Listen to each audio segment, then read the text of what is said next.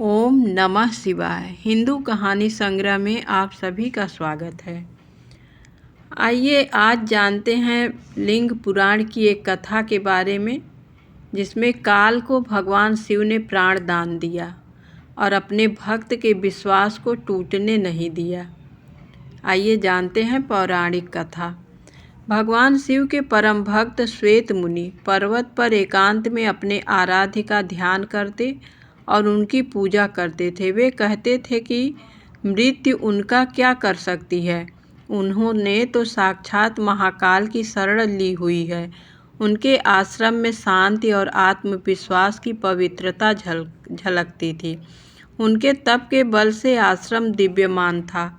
श्वेत मुनि अपने जीवन काल के अंतिम पड़ाव पर थे। वे मृत्यु से निडर होकर रुद्र अध्याय का पाठ कर रहे थे। उनके जीवन का अंतिम श्वास चल रहा था। अचानक वे चौंक पड़े। उनके समक्ष एक विकराल आकृति खड़ी थी। पूरा शरीर काला था और उसने काले वस्त्र धारण कर रखे थे। श्वेत मुनि ने अपने आश्रम के शिवलिंग को करुणामय होकर देखा और ओम नमः शिवाय मंत्र का उच्चारण किया। उन्होंने शिवलिंग को स्पर्श किया और उस विकराल आकृति से पूछा कि तुमने इस पवित्र आश्रम को अपवित्र करने की हिम्मत कैसे की। इस आश्रम को तो भगवान शिव की कृपा से अभय का आशीष प्राप्त है। उन्होंने दोबारा शिवलिंग को स्पर्श किया। विकराल आकृति वाले काल ने अपना परिचय देते हुए कहा कि अब आप पृथ्वी पर नहीं रह सकते, आपको यमलोक चलना है। इस पर श्वेत मुनि ने शिवलिंग को अपने हाथों से कसकर पकड़ लिया और कहा कि तुमने शिव की भक्ति को चुनौती दी है। क्या तुम्हें नहीं पता है कि भगवान शिव तो स्वयं ही काल के भी काल महाकाल हैं।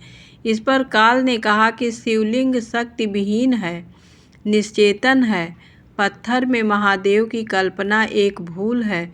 काल ने श्वेत मुनि को पास में बांध लिया। मुनि ने कहा कि ये तुम्हारी भूल है। महादेव तो कण-कण में व्याप्त हैं।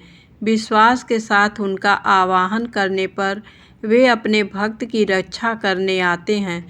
तभी भगवान शिव माता पार्वती के साथ वहां प्रकट हो गए।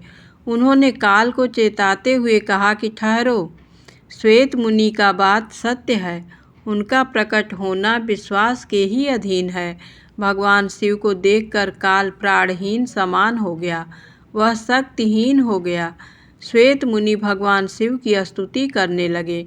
इस महादेव ने कहा कि आपकी लिंग उपासना धन्य है, विश्वास की विजय होती है। नंदी के निवेदन करने पर महाकाल शिव ने काल को प्राणदान दे दिया और वे वहां से अंतर्धान हो गए।